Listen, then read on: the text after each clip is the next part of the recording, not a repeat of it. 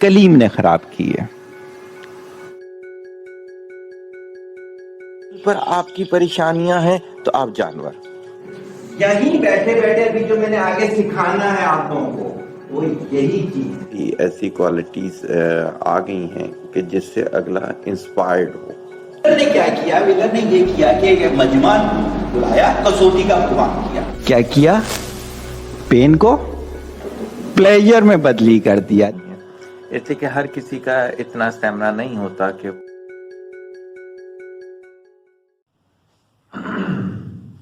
بسم اللہ الرحمن الرحیم۔ ابتدا کی ہم نے اللہ تعالیٰ کے نام سے جو تنہا عبادت کے لائق ہے، آپ اور میں اس چیز کی گواہی دیتے ہیں کہ محمد صلی اللہ علیہ وسلم اس کے آخری نبی اور رسول ہیں۔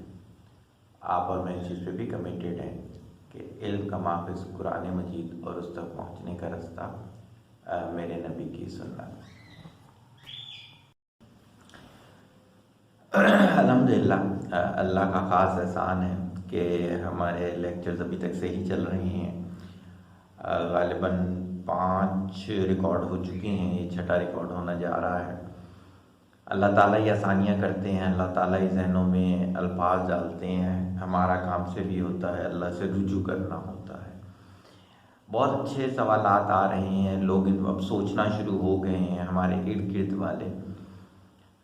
تو کسی نے کہا کہ ہر چیز اپنے تضاد سے پہچانی جاتی ہے، جیسے سفید بورڈ پہ بلیک مارکر یا گرین مارکر سے لکھا جاتا ہے تو بلیک بورڈ پہ وائٹ چاک سے لکھا جاتا ہے۔ تو اگر آپ اس کا تضاد بھی ساتھ ساتھ بولتے رہیں تو کافی بھلا ہو جائے لوگوں کا۔ صحیح ہے، اس نظر سے کبھی سوچا نہیں تھا کہ اس کا تضاد بھی بولوں گا، لیکن جو دماغ میں آتا گیا بتاتا جاؤں گا۔ جیسے پہلا ہمارا یہ تھا آنرشپ لینا۔ جو آنرشپ نہیں لیتے اس کا جیسے میں نے بتایا تھا وہ ایکسکیوزز دیتے ہیں، تو وہ تھیوری آف دوسرا بہت بولتے ہیں، دوسروں پہ ڈپینڈ ہو کے بولنا شروع کر دیتے ہیں۔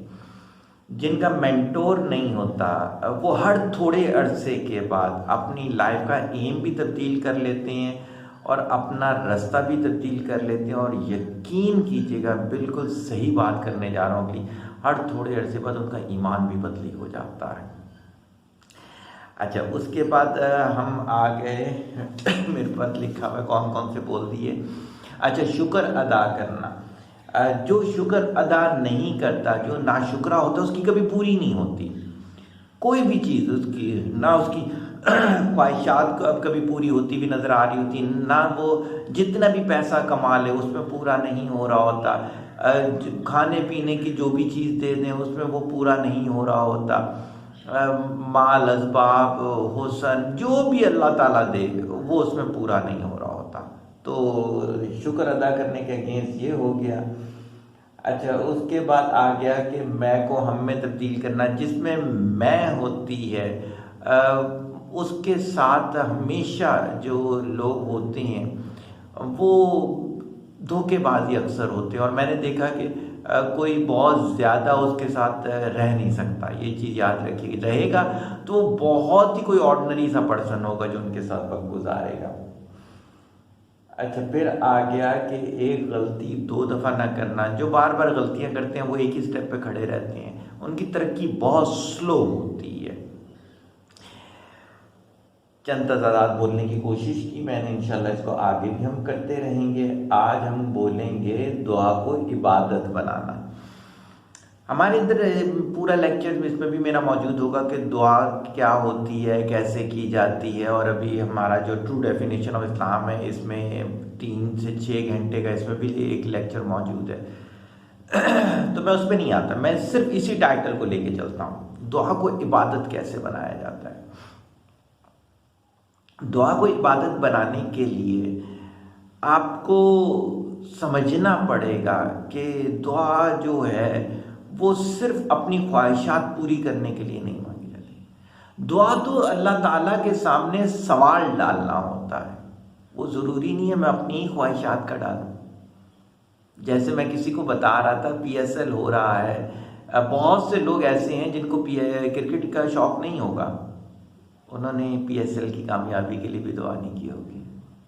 میں نے بھی دعا کی ہے پی ایس ایل کی کامیابی کے لیے، مجھے رتی برابر اس کا کوئی فائدہ ظاہراً نہیں ہونا، میری قوم کو فائدہ ہوگا، میرے ملک کو فائدہ ہوگا، انڈائریکٹلی مجھے فائدہ ہوگا، میری نیکسٹ جنریشن کو فائدہ ہوگا۔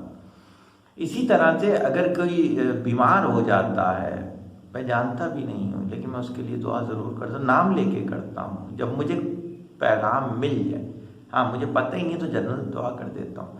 یاد ہوگا حضرت صلی اللہ علیہ وسلم بہت سی قربانیاں کرتے تھے، اس میں امت کے غربا کی طرف سے بھی ہوتی تھیں۔ الحمدللہ آپ اور میں بھی عادت اپنا سکتے ہیں۔ ہاں یہ بات آپ نے بالکل صحیح کہہ دی کہ بہت سے تو ایسے ہیں جو اپنی قربانیاں پوری نہیں کرتے، ان پر واجب ہوتی ہیں 5 قربانیاں، وہ 2 بکرے لا کے ذبح کر دیتے ہیں۔ تو دعا کا میں آپ کو بتا رہا تھا کہ دعا کو عبادت اس طرح سے سمجھنا ہے کہ کیا ہوتا تھا ایک دور میں، اللہ خوش رکھے، بہت سے لوگوں کو ہم سے ٹائم لینے کی بے وجہ کوئی نہ کوئی وہ بنا لیتے تھے لاجک۔ جیسے گھر میں سے کوئی بھی بیمار ہوگا تو میں لے کے جاؤں گا سر سرگیر کے پاس، اگر کوئی اور ایسی چیز ہوتی تو وہ ملاقات کے لیے بہت زیادہ تھرسٹی ہوتے۔ اب آپ سوچیں کہ جب ہمیں پتہ چل گیا کہ دعا رب سے التجا ہے جس پہ رب خوش ہوتا ہے، تو ہمیں تو بے وجہ کرنی ہے۔ جانور بیمار ہو دعا کرنی، کسی کا بھی جانور بیمار ہو، جیسے اس دفعہ والی بقرعید پہ کم بارش تھی، پچھلی دفعہ والی پہ زیادہ بارش تھی، الحمدللہ نکل کر گھر سے باہر لوگوں کے جانوروں کا بھی خیال کیا اور دعا بھی کی۔ کووڈ میں دعا کی اپنے لیے، اہل محلہ کے لیے، اہل شہر کے لیے، اہل پاکستان کے لیے، اہل دنیا کے لیے۔ تو دعا کو عبادت بنانے کے لیے آپ نے کرنا کیا ہے؟ سب سے پہلے تو اپنی خواہشات ختم کریں، بالکل اپنی خواہشات کو بھی دعا کریں، لیکن صرف جو ورڈ ہے نا، صرف خواہشات۔ اس کے لیے میں اکثر لوگوں کو کہتا ہوں کہ تھوڑی سی کچھ عادتیں اپنائیں۔ جا رہے ہوں دیکھیں جو سب سے بزرگ انسان وہ ہے فروٹ بیچ رہا ہے، اس سے فروٹ لے کے کسی دوسرے غریب کو دے دیں۔ اگر دیکھیں کوئی بچہ ہے جو مجبوری کے تحت ہی بیچ رہا ہوگا نا، کوئی چیزیں بیچ رہا ہے، لے کر اسے کہیں اور کسی کو دے دیں اگر آپ کو ضرورت نہیں ہے۔ ہم جن بزرگوں کے ساتھ وقت گزارا ہے، یقین کیجئے کبھی ایسا نہیں ہوا کہ ان کے گھر کے سامنے سے کوئی بیچنے والا گزرے اور وہ نہ لیں، اس میں سے 80% وہ لے کے کسی غریب کے گھر بھجوا دیا کرتے تھے۔ تو وہ دعا کی میں بات کر رہا تھا کہ کوئی بھی اگر ہے مومنٹ ہے، جائز مومنٹ، آپ اس کے لیے دعا کی عادت بنائیں۔ سبزی والا ہمارے سامنے سے گزرتا ہے، ریگولر ہے، ایک دن نہیں گزرا، اس کے لیے دعا کرتے پتہ نہیں پریشانی میں نہ ہو۔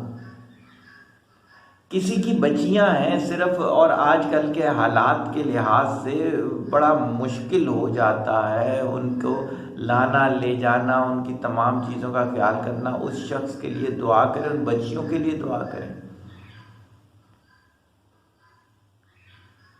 اگر کسی جگہ پر سمجھتے ہیں کہ کوئی پریشانی ہو رہی ہے ہمارے ملک کے کسی بھی حصے میں، دنیا کے کسی بھی حصے میں، نام لے کے اس کے لیے دعا کریں، اور دعا کے ساتھ اگر یہ آپ نے جتانا بھی ہے تو جتا دیں اللہ کو، یہ اللہ دعا عبادت ہے، اور آپ کو پتہ ہے عبادت کا صلہ ملتا ہے، ایسا نہیں کہ عبادت کا صلہ نہیں ملے گا۔ تو آج کا لیکچر جو ہے نا بہت ڈیپتھ فل ہے سوچنے کے لحاظ سے۔ بزرگوں کے ساتھ تو میں نے یہ چیز بہت دیکھی کہ ماشاءاللہ دعا کو ایسے ہی کرتے تھے جیسے نماز کو پڑھتے تھے، اور وہ نماز ایسے پڑھتے تھے کہ اگر ان کے ساتھ بم بلاسٹ بھی ہو جائے تو ان کی نیت میں خلل نہ پڑے، اتنے گم ہوتے تھے۔ جیسے میں نے آپ کو واقعہ سنایا جو ہے آپ کے عبدالجبار صاحب، حافظ عبدالجبار صاحب ابو کے جو استاد تھے، کہ طرح یہ شبینہ پڑھا رہے تھے، پہلی رکعت میں 18 پارے پڑھ دیے۔ کہتے ہیں بشیر بھائی ایسا گم ہوا کہ دھیان ہی نہیں رہا۔ دعا بھی ایسے ہی ہونی چاہیے، ایسے گم ہو جائیں کہ جیسے بچہ لاڈ نہیں کرتا اپنی ماں کے ساتھ، کبھی دیکھیے گا وہ لاڈ، دیکھیے گا ویسے لاڈ کریں ہم۔ اللہ تعالیٰ کے ساتھ. خواہشات کو دیکھیں میں ختم نہیں کر رہا، لیکن میں کہتا ہوں دعا کو عبادت بنانا ہو تو ایسے ایسے کے لیے کریں، دشمن کی ہدایت کے لیے بھی کریں، دشمن کے مرنے مٹنے کے لیے نہ کریں. بس دعا ہے نا، وہ تو دعا تو نہیں ہے. تو آج کا ہماری بہترین ہیبٹ یہ ہے کہ پری پلان آپ نے دعا کو عبادت بنانا ہے. جیسے میں نے حافظ عبدالجبار والی مثال دی ہے نا، اس مثال کو آپ نے اپنے ساتھ باندھ لینا ہے اور پھر بتانا ہے مجھے کہ پہلے دعا کرنے میں اور اب دعا کرنے میں کتنا فرق آ جاتا ہے. اور پھر آپ دیکھیے گا آپ کی پرسنالٹی میں کتنا فرق آ جائے گا. جتنی میں نے ابھی تک ہیبٹس بتائی ہیں ان کو کبھی کر کے دیکھیے گا، زمین آسمان کا فرق آ جاتا ہے پرسنالٹی میں. دعا میں یاد رکھیے گا، طالب دعا محتاج دعا. السلام علیکم. ہم الٹا چلنا شروع کر دیتے ہیں. ہم نے پڑھا 3 پیچھے پڑھا. ایسی کوالٹیز آ گئی ہیں کہ جس سے اگلا انسپائرڈ ہو.